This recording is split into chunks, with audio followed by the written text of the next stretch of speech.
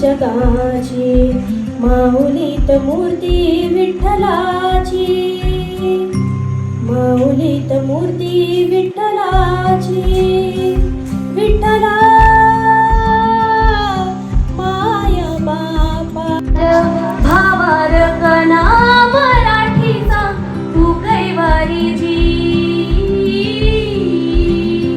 तू अस्मिता कीर्ती तू अभिमान मातीचा, तू शिवबाचा मावळाची.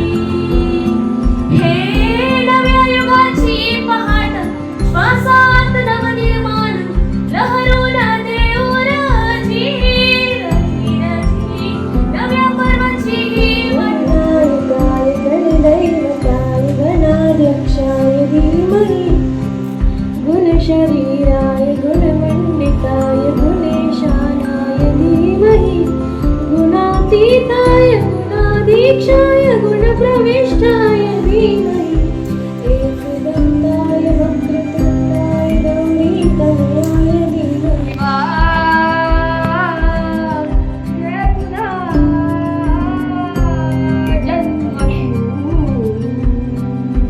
या दिनासाठी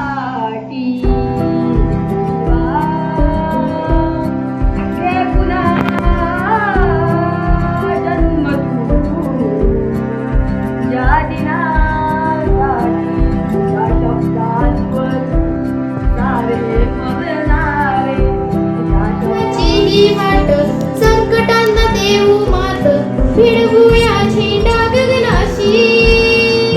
मोठी लढाई लढू मातीसाठी गड्या, मनगटात जोर लावून दाटला जरी अंधार, एकजूट हो आज दिवा ठेव तेज लावून.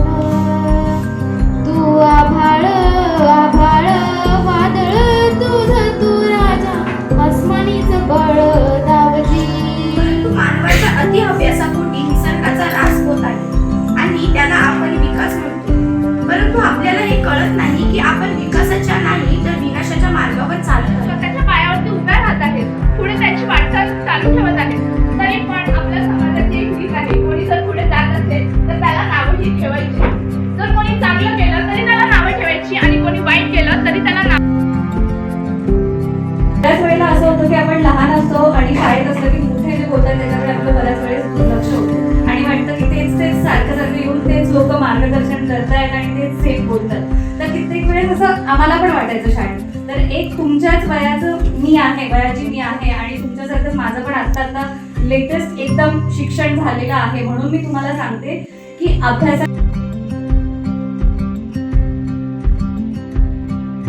वाटोरे सर आणि माझे सर्व विद्यार्थी मित्र आज मी खरोखर प्रचंड भारावून गेलेलो आहे. मला माझा गुण अगदी अभिमानाने बोलून आले की मला जे वाटतं मी मागच्या वेळेस तुमच्या समोर येऊन जेव्हा बोलतो आणि आज तो फरक दिसतोय, तो फरक प्रत्यक्षात पाहायला मिळाल्यावर फार बरं वाटतं की तुम्ही